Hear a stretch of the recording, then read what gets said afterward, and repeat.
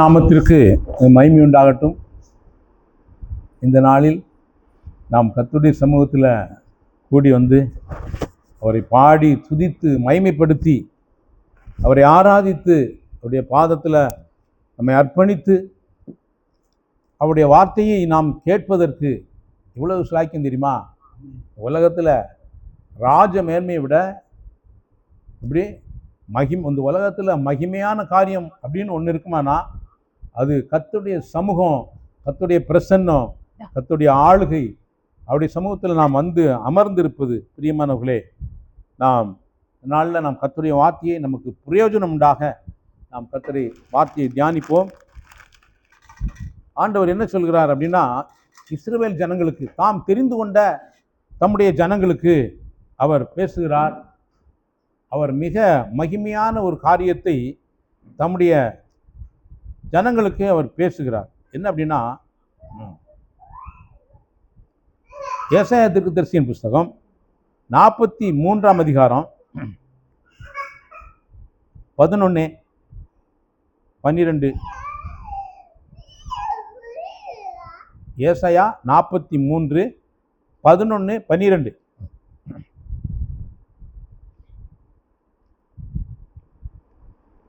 ஏசாயா தீர்க்கதரிசியின் புஸ்தகம் 43ஆம் அதிகாரம் 11-12 வாசிக்கலாம். நானே கர்த்தர், என்னை அல்லாமல் இரட்சகர் இல்லை. நானே அறிவித்து இரட்சித்து விளங்க பண்ணினேன்.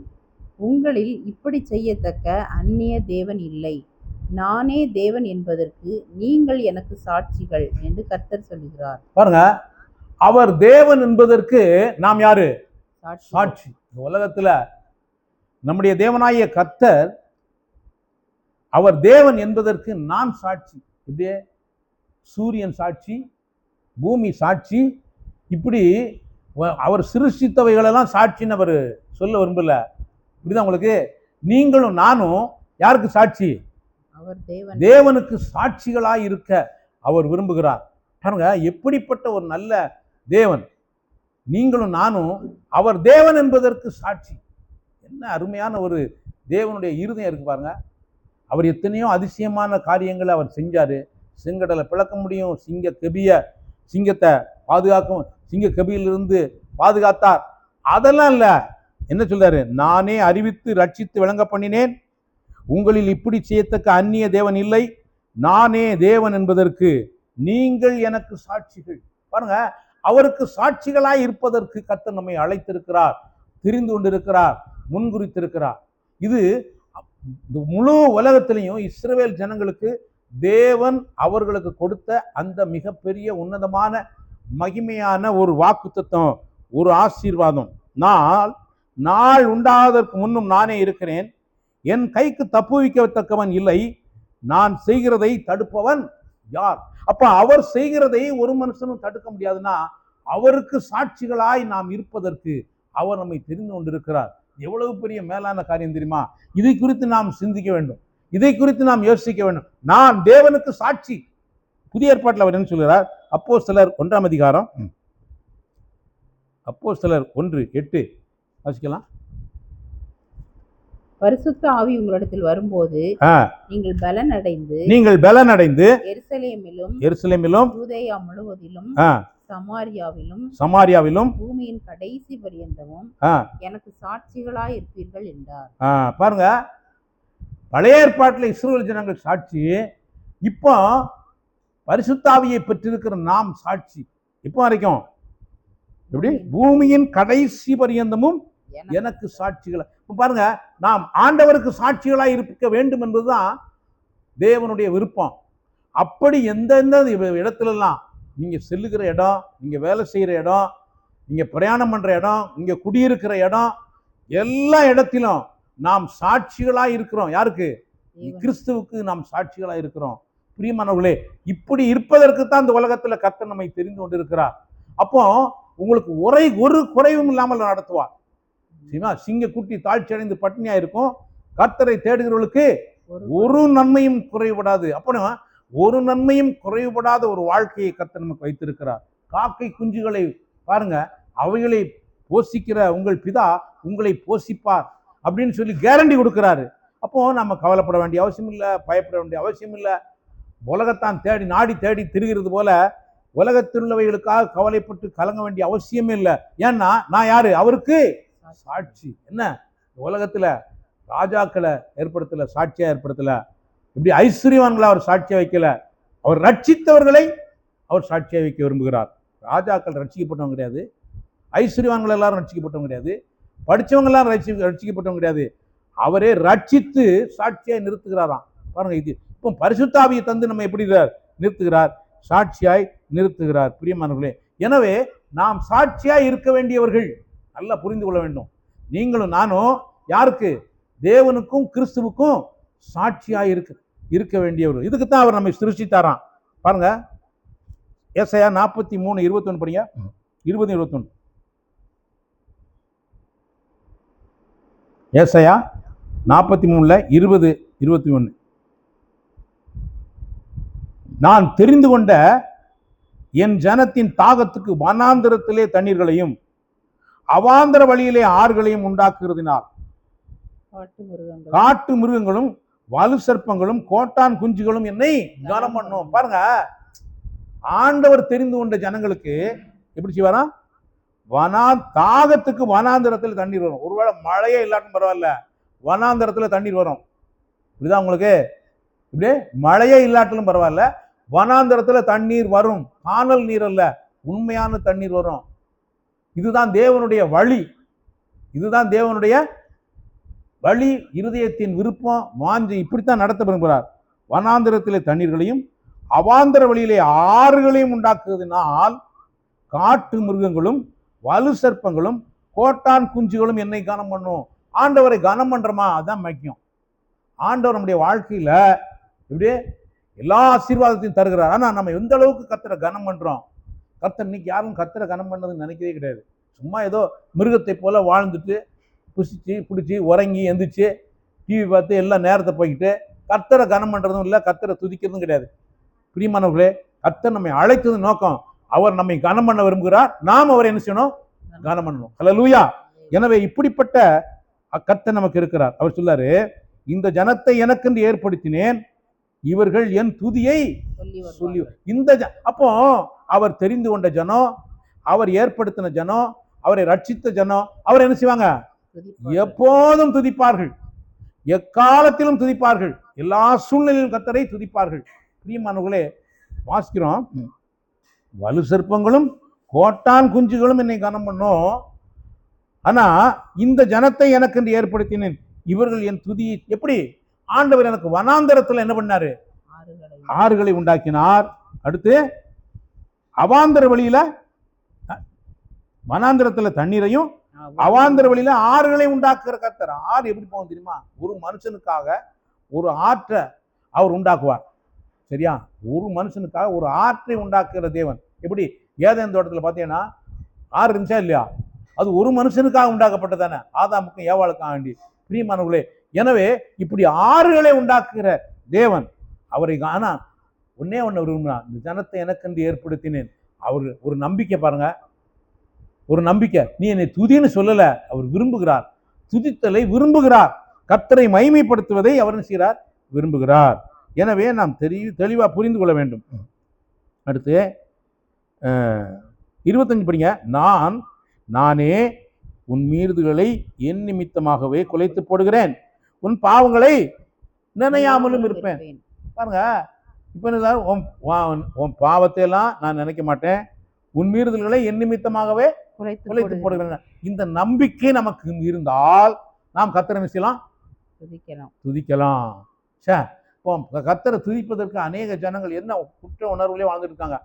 நம்மெல்லாம் பாவி, நம்ம துதி அவர் கேட்பாரா, நம்ம துதிக்கும் போது அவர் அதுக்கு ஏற்றுக்கொள்வாரா அப்படிங்கிற பயமும் சந்தேகமும் அவிசுவாசமும் நிறைய பேருக்கு இருக்கு. 99 ஜனங்களுக்கு 100ல் 99 பேருக்கு இந்த எண்ணம் தான் இருக்கு. எனவே அவர் சொல்கிறார், நானே உன் மீறுதல்களை என் நிமித்தமாகவே குலைத்து போடுகிறேன், உன் பாவங்களை நினையாமல் இருப்பேன். ஆண்டவர் அப்பமே சொல்லிட்டார் பாருங்க, உன் பாவத்தை நான் நினைக்க மாட்டேன், இஸ்ரவேல் ஜனங்கள் சொல்லிட்டாரு. அப்படியானால் இன்றைக்கும் கர்த்தர் கல்வாரி சிலுவையில நம்முடைய பாவங்களை எல்லாம் சுமந்து தீர்த்துட்டாரு. இப்ப நினைச்சுக்கிட்டு பாரா, அப்பமே நினைக்கலன்னு சொன்னவர் இப்போ இயேசுவின் பேர்ல அந்த பாவத்தெல்லாம் அவர் மேல போட்டுட்டு நம்மளை நினைச்சாரு, விடுதலை ஆக்கிட்டாரு. இப்போ நம்ம அவர் என்ன செய்யல, நம்முடைய பாவத்தை அவர் என்ன செய்யல, நினைக்கவில்லை. எனவே அந்த தேவன் அவர் சொல்கிறார், ஏன்னா 27 சொல்லுது, உன் ஆதி தகப்பன் பாவம் செய்தான், உனக்கு முன்னின்று பேசுகிறவர்களும் எனக்கு விரோதமாய் துரோகம் பண்ணினார்கள். அப்போ ஆகையால் நான் பரிசுத்த ஸ்தலத்தின் தலைவர்களை பரிசுத்த குலைச்சலாக்கி யாக்கோபை சாபத்துக்கும் இஸ்ரவேலை நிந்தனைக்கும் ஒப்பு கொடுப்பேன் அப்படின்னு ஆண்டவர் சொல்றாரு. எனவே பிரியமானவர்களே, நாம் செய்ய வேண்டிய ஒரே ஒரு காரியம், இந்த ஜனத்தை எனக்கென்று ஏற்படுத்தினேன், இந்த ஜனத்தை எனக்கென்று, அவருக்கென்று நாம் ஏற்படுத்தப்பட்டவர்கள். நாம் அவரை துதிப்பதற்கும் அவரை ஸ்தோத்தரிப்பதற்கும் அவரை மகிமைப்படுத்துவதற்கும் தான் கர்த்தர் நம்மை தெரிந்து கொண்டிருக்கிறார். எனவே எல்லா சூழ்நிலையிலும் நாம் கர்த்தரை துதிக்க வேண்டும். இது நீங்க கேள்விப்பட்டதில்ல. நீங்க நன்றி நிறைந்த இருதயத்தோடு அவர் என்ன செய்யணும், துதிக்கணும். அவர் சொன்ன நோக்கமே, இந்த ஜனத்தை எனக்கென்று ஏற்படுத்தினேன், அவர்களின் துதியை சொல்லி வருவார்கள். பாருங்க, இப்போ சங்கீதம் 147 எடுங்க. சங்கீதம் 147. சங்கீதம் 147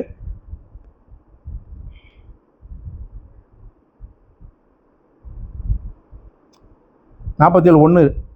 கர்த்தரை துதியுங்கள், கர்த்தரை துதியுங்கள், நம்முடைய தேவனை கீர்த்தனம் பண்ணுகிறது நல்லது. துதித்தலே இன்பமும் ஏற்றதுமாயிருக்கிறது. இன்பமும் ஏற்றதும். இந்த உலகத்துல தேவனுக்கு ஏற்றது துதித்தல், இன்பமும் ஏற்றதுமா. நமக்கும் ஆண்டவரை துதிப்பது இன்பமும் ஏற்றது. தேவனுடைய பிள்ளைகளுக்கு தேவனை துதிப்பது எல்லா காலத்திலும் எல்லா சூழ்நிலையிலும் நன்றி நிறைந்த இருதயத்தோடு நாம் அவரை துதிக்க வேண்டும். வேற ஒண்ணுமே கிடையாது. நீங்க துதிச்சீங்கன்னா போதும், உங்க வாழ்க்கையில கர்த்தருக்கு நன்றி செலுத்தும் போது உங்க வாழ்க்கையில் இருக்கக்கூடிய தடைகள், அப்படியே வனாந்தரத்துல தண்ணீரையும் அவாந்திர வழியில் ஆறுகளையும் ஏற்படுத்தக்கூடிய தேவன் உங்க வாழ்க்கையில் இருக்கக்கூடிய எல்லா தடைகளையும் அவர் நீக்கி போட வல்லமையுள்ளவர். அவர் நம்மை சாட்சியாய் நிறுத்துவதற்கு இப்படி அவர் செய்ய விரும்புகிறார். 145 18 படிங்க.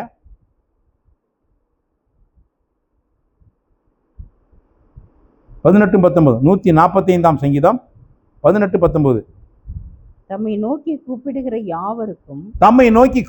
யாவருக்கும், அவர் யாரும் வித்தியாசம் அல்ல. மூப்பரு அல்லது விசுவாசி, ஆசாரியன், லேவியன், எந்த வித்தியாசமும் அவர் கிடையாது. தம்மை நோக்கி கூப்பிடுகிற யாவருக்கும், உண்மையாய் தம்மை நோக்கி கூப்பிடுகிற யாவருக்கும் கர்த்தர் சமீபமாயிருக்கிறார். அவர் தமக்கு பயந்தவருடைய விருப்பத்தின்படி செய்து அவர்கள் கூப்பிடுதலை கேட்டு அவர்களை ரட்சிக்கிறார். பாருங்க, ஆனா நம்ம கூப்பிட மாட்டோங்க, தேட மாட்டோங்க. இதுதான் பிரச்சனை. நம்முடைய வாழ்க்கையில வசனம் பொய்யாகாது. உலகத்துல வானமும் பூமியும் பொய்யா போனாலும் உடைய வார்த்தை என்ன செய்யாது, பொய்யாய் போகவே செய்யாது. அவர் தமக்கு பயந்தவருடைய விருப்பத்தின்படி செய்து அவர்கள் கூப்பிடுதலை கேட்டு அவர்களை ரட்சிக்கிறார். நமக்கு எத்தனையோ சூழ்நிலைகள் இருக்கு, போராட்டம் இருக்கு, இப்படி எத்தனையோ பிரச்சனைகள் இருக்கு. சொல்லப்போனா ஒவ்வொரு நாளும் நாம் பிரச்சனையோட சந்தித்து தான் வாழ்கிறோம். ஆனா அவர் என்ன பார்க்குறாருன்னா, அவருக்கு பயந்து அவரை நோக்கி யாரெல்லாம் கூப்பிடுறாங்களோ அவர்களுக்கு கூப்பிடுதலை கேட்டு அவர்களை ரட்சிக்கிறார். நீங்க உங்க இருதயத்தில் அவருக்கு பயப்படக்கூடிய பயம் இருக்கணும், அடுத்து கூப்பிடணும்.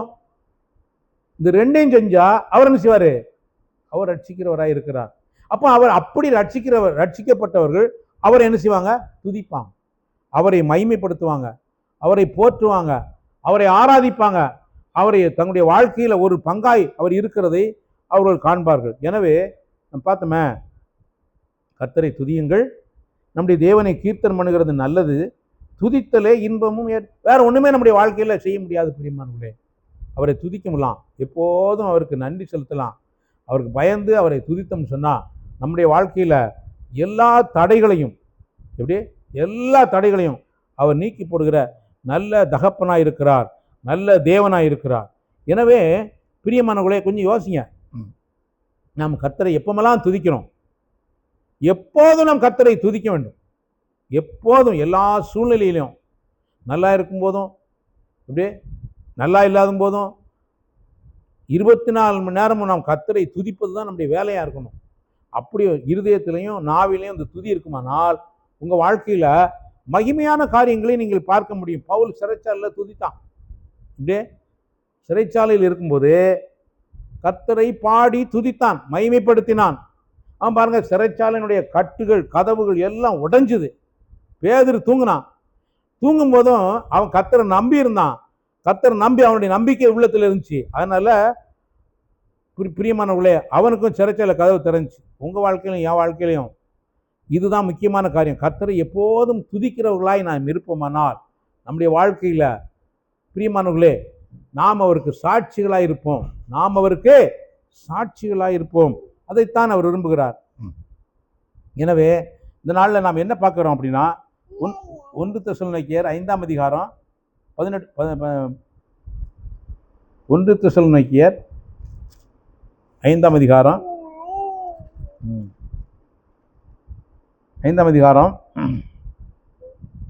16 படிங்க. 1 தெசலோனிக்கேயர் 5ஆம் அதிகாரம் 16. எப்பொழுதும் சந்தோஷமாயிருங்கள். எப்படி? எப்பொழுதும் சந்தோஷமாயிருங்கள். எப்படியே இவன மாதிரி எப்படி? எப்பொழுதும் சொல்லுங்க, எப்பொழுதும் சந்தோஷமாயிருங்கள். இடைவிடாமல் ஜெபம் பண்ணுங்கள். இடைவிடாமல் ஜெபம் பண்ணுங்கள்.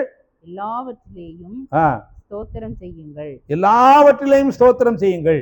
அப்படி செய்வதே கிறிஸ்து இயேசுவுக்குள் உங்களை குறித்து தேவனுடைய சித்தமாயிருக்கிறது. தேவனுடைய சித்தமாயிருக்கிறது. தேவனுடைய சித்தமாயிருக்கிறது. பாருங்க, தேவனுடைய சித்தம். இந்த ஜனத்தை எனக்கென்று ஏற்படுத்தினேன், அவர்கள் என் துதியை சொல்லி வருவார்கள். பிரியமானவர்களே, நீங்க புலம்பக்கூடாது, அழக்கூடாது, பரிதவிக்க கூடாது. சந்தோஷமா இருந்து என்ன, எப்போதும் சந்தோஷமா இருந்து எல்லாவற்றிலும் ஸ்தோத்திரம் செய்யுங்க. இடைவிடாமல் ஜெபம் பண்ணுங்க. அடுத்து எல்லாவற்றிலும் ஸ்தோத்திரம் செய்யுங்கள். அப்படி செய்வதே கிறிஸ்து இயேசுவுக்குள் உங்களை குறித்து தேவனுடைய சித்தமா இருக்கிறது. அப்போ தேவனுடைய சித்தம் நம்முடைய வாழ்க்கையில எப்படி இருக்கு? இந்த ஜனத்தை எனக்கென்று ஏற்படுத்தினேன், அவர்கள் என் துதியை சொல்லி வருவார். இதுதான் தேவனுடைய சித்தமா இருக்கிறது. எனவே அப்படி கர்த்தரை துதிக்கிறவர்களுக்கு, அவர் கர்த்தரை கனம் பண்ணுகிறவர்களுக்கு சிங்க குட்டி தாழ்ச்சி அடைந்து பட்டினியாயிருக்கும், ஒரு நன்மையும் என்ன செய்யாது, குறைவுபடாது. பிரியமானவர்களே, இதை நீங்க தெளிவாய் புரிந்து கொள்ள வேண்டும், விளங்கி கொள்ள வேண்டும். நம்ம சும்மா ஏதோ ஒரு பொம்மை மாதிரி இருந்துடக்கூடாது. இப்படியே ஒரு பொம்மை மாதிரி இருந்து விடவே கூடாது. அநேகர் அப்படி இருக்காங்க. ஏன்னா 9ஆம் வசனம் படிங்க. 1 தெசலோனிக்கேயர் 5:9. தேவன் நம்மை கோபாக்கினை கண்டு நியமிக்காமல் நம்முடைய கர்த்தராகிய இயேசு கிறிஸ்து மூலமாய் ரட்சிப்படைவதற்கென்று நியமித்தார். அப்போ நான் எதற்காய் நியமிக்கப்பட்டவன்? எப்படி? நான் எதற்காய் நியமிக்கப்பட்டவன்? நான் ரட்சிப்படைவதற்கென்றே நியமிக்கப்பட்டவன். ரட்சிக்கப்பட்டவன் கர்த்தர் என்ன செய்வான்? துதிப்பான். கர்த்தரால் நித்திய ரட்சிப்பை பெற்றவன் கர்த்தர் எப்போதும் என்ன செய்வான்? துதிப்பான், மகிமைப்படுத்துவான். நம்முடைய கர்த்தராகிய இயேசு கிறிஸ்து மூலமாய் ரட்சிப்படைவதற்கென்றே நியமித்தார். அப்போ நாம் கோபாக்கினைக்கு என்று என்ன செய்யப்படல. அப்போ கோபாக்கினைக்கு என்று நியமிக்கப்பட்டவன் கர்த்தர் என்ன செய்ய மாட்டான்? துதிக்க மாட்டான். அவன் கோபாக்கினை இருக்கு, அவன் எதுக்கு கர்த்தர் துதிப்பான்? அவன் கர்த்தரை துதிக்க மாட்டான். ஆனா ரட்சிப்படைவதற்கென்றே நியமிக்கப்பட்டவன் கர்த்தர் என்ன செய்வான்? துதிப்பான். நீங்கள் ரட்சிப்படைவதற்கென்றே நியமிக்கப்பட்டவன் உங்களுக்கு தெரியுமா? அதுதான் என்னுடைய கேள்வி. நீங்கள் ரட்சிப்படைவதற்கென்றே நியமிக்கப்பட்டவனா கர்த்தரை எக்காலத்திலும் நீங்கள் ஸ்தோத்திரிப்பீர்கள், எக்காலத்திலும் துதிப்பீர்கள். அப்படி துதிப்பதுதான் தேவனுடைய சித்தமா இருக்கிறது. அது தேவனுடைய சித்தமே தவிர ஏதோ நீங்க துதிக்கிறது அப்படிங்கிறது கிடையாது. அவரை துதிப்பதே நம்முடைய சித்தம், தேவனுடைய சித்தமா இருக்கு. ஏன்னா கர்த்தர் எதுக்காக என்னை நியமித்திருக்கிறார்? ரட்சிப்படைவதற்கென்றே கர்த்தர் நம்மை நியமித்திருக்கிறார். எனவே பிரியமானவர்களே, இந்த நாளில் நாம் பார்த்த வசனத்தின்படி தேவன் எதை விரும்புகிறார்? தேவன் எப்படிப்பட்டவர்களா இருக்கும்படி விரும்புகிறார் அப்படின்னு சொல்லி யோவான் சுவிசேஷத்தில் நம்ம பார்த்தோம். யோவான் சுவிசேஷம் 4ஆம் அதிகாரம், யோவான் 4ஆம் அதிகாரம்,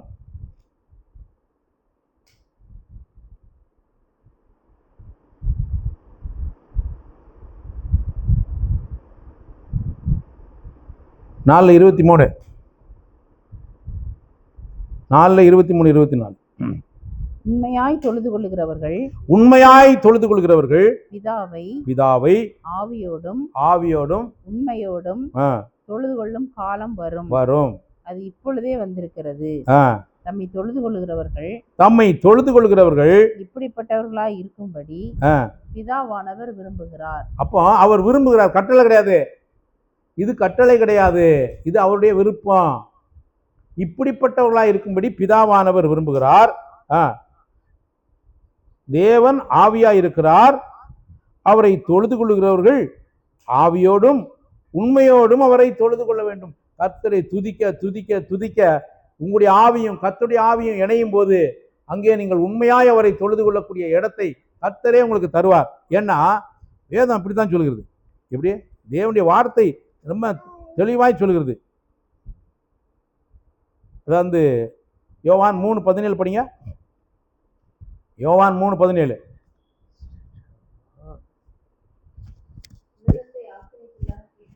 உலகத்தை ஆக்கினைக்குள்ளாக தீர்க்கும்படி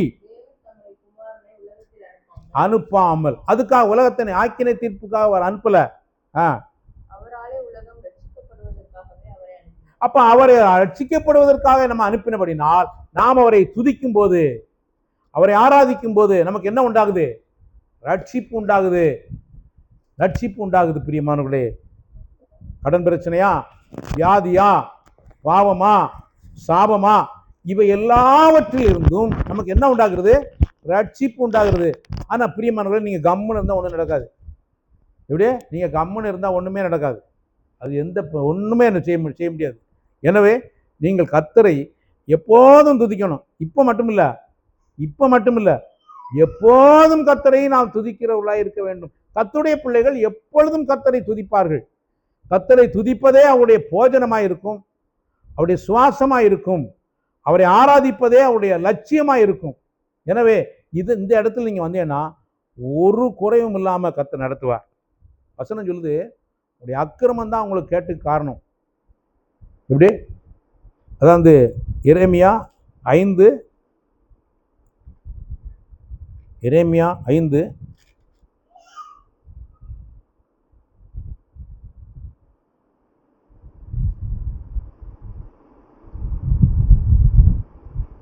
1-2 படிங்க.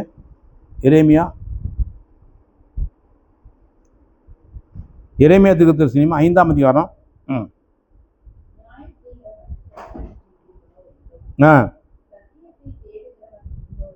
சத்தியத்தை தேடுகிறவன் உண்டோ என்றும்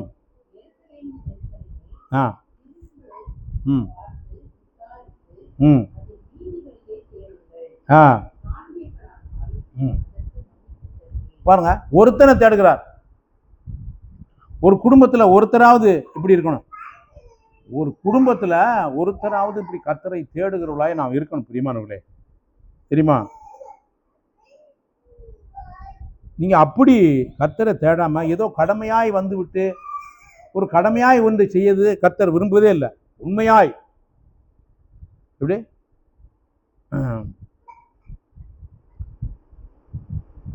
24 அதே 5:24-25 மணியா? 24-25.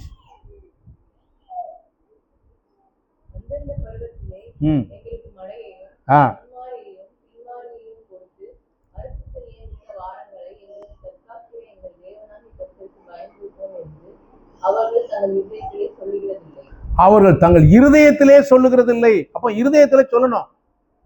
கர்த்தர் உங்களுக்கு நன்மை செய்யும் போது, கர்த்தர் உங்களுக்கு ஆசீர்வதிச்சிருக்கும் போது, கர்த்தர் உங்களுக்கு நல்ல சுகத்தை தந்திருக்கும் போது, பாருங்க, ஆஸ்பத்திரியில் போய் பாருங்க. இன்னைக்கு போய் நீங்கள் ஞாயிற்றுக்கிழமை ஆஸ்பத்திரியில் போய் பார்த்தீங்கன்னா தெரியும் எவ்வளோ பேர் ஆஸ்பத்திரியில் நோயோட பிரச்சனையோட இவ்வளவு கஷ்டத்தோடு இருக்காங்க தெரியுமா? அப்போ நம்மளை கர்த்தர் சுகமாக வச்சுருக்காரு. இதுக்காக நம்ம இருதயத்தில், ஆண்டவரே உமக்கு நன்றி நன்றி நன்றி நன்றி அப்பா அப்படின்னு நீங்கள் தனியாக சொல்லும்போது பிரியமானவர்களே, நம்முடைய வாழ்க்கையில் அவர் சொல்லு அடுத்த வசனம் படிங்க. உங்கள் அக்கிரமங்கள் இவைகளை விலக்கி உங்கள் பாவங்கள் உங்களுக்கு நன்மையை வரவிட்டாது இருக்கிறது. பாருங்க, இப்போ ஆண்டவர்கிட்ட என்ன ஆசீர்வாதமும் இல்லாமல் போகலை.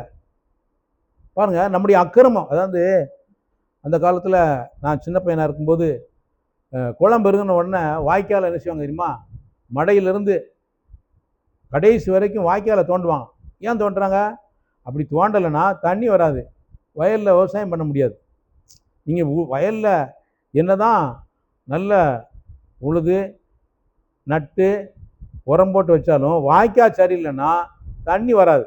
இப்போ தண்ணி வரலைன்னா விவசாயம் பண்ண முடியாது. எனவே நம்முடைய இருதயத்தை, நம்முடைய ஆத்மாவை சுத்தம் பண்ணணும். எங்கெல்லாம் கர்த்தருக்கு பிரியமில்லாத காரியம் இருக்குது, இதை என்ன செய்யணும்?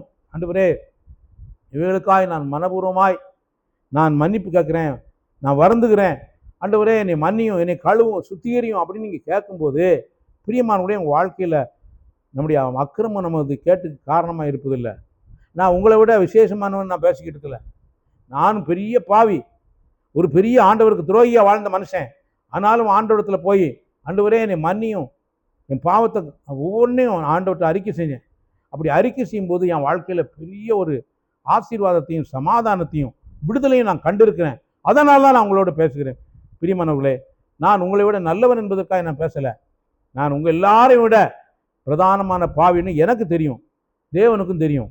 எனவே பிரியமானவர்களே, நாம் எப்படிப்பட்ட சூழ்நிலை இருந்தாலும் ஆண்டவர்கிட்ட போய் நம்முடைய பாவங்களை அறிக்கை செஞ்சு மனதார மனஸ்தாபத்தோட அவருடைய பாவத்தில் அறிக்கை செஞ்சு வருந்தி அழுது கர்த்தரிடத்தில் பாவத்தை அறிக்கை செய்யும்போது கர்த்தர் நம்முடைய எல்லா பாவத்தையும் மன்னித்ததை நம்முடைய ஆத்மா புரிந்து கொள்ளும்.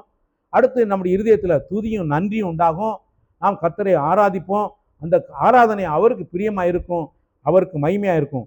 இப்படிப்பட்ட ஒரு ஆராதனையாக கர்த்தர் நமக்கு ஏறெடுப்பதற்கு தான் கர்த்தர் நம்மை தெரிந்து கொண்டிருக்கிறார். கர்த்தர் நம்மை தெரிந்து கொண்டிருக்கிறார். கர்த்தர் நம்மை மீட்டிருக்கிறார். கர்த்தர் நம்மை முன்குறித்திருக்கிறார். கர்த்தர் நம்மை அழைத்திருக்கிறார். இது கிஃப்ட், இது ஈவு, இது பெரிய ஒரு தயவு. எனவே பிரியமானவர்களே, இந்த சூழ்நிலையில் நாம் கர்த்தரை மாத்திரம் பற்றி கொள்வோம்.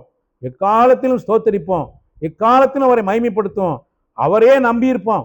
அவர் நம்மை கைவிடாத நல்ல தகப்பனாய், தேவனாய், இரட்சகராய், மீட்பராய், மெய்ப்பராய், போதகராய் இருந்து அவர் நமக்கு வலதுபுறமாய் சாயும் போதும் இடதுபுறமாய் சாயும் போதும் வழி இதுவே, இதிலே நடவுங்கள் என்று சொல்லப்படும் வார்த்தையை உங்கள் காதுகள் கேட்கும். எனவே நம்முடைய வாழ்க்கையில் இந்த நாளில் கேட்ட வார்த்தையின்படி அவர் எப்போதும் துதிக்கிறவர்களாய், எல்லா சூழ்நிலையிலும் நன்றி செலுத்துகிறவர்களாய், எப்போதும் அவரை ஆராதிக்கிறவர்களாய் நான் இருப்போம் சொன்னால் நாம் தான் அவருக்கு சாட்சிகள். நாமே அவருக்கு சாட்சிகள். உலகத்தில் வேற ஒரு சாட்சி தேவையில்லை, நாமே அவருக்கு சாட்சிகளாக இருப்போம். கர்த்தர் அப்படியே நம்மை நடத்துவாராக. கர்த்தருடைய நாமத்திற்கு மகிமை உண்டாகட்டும். இப்பொழுது நாம் ஜெபிப்போம். நல்ல பிதாவே, இந்த ஆசீர்வதிக்கப்பட்ட இந்த நல்ல வேலைக்காய், காலை வேலைக்காய் ஸ்தோத்திரம், நன்றி செலுத்துகிறோம். இந்த ஜனத்தை எனக்கென்று ஏற்படுத்தினேன்.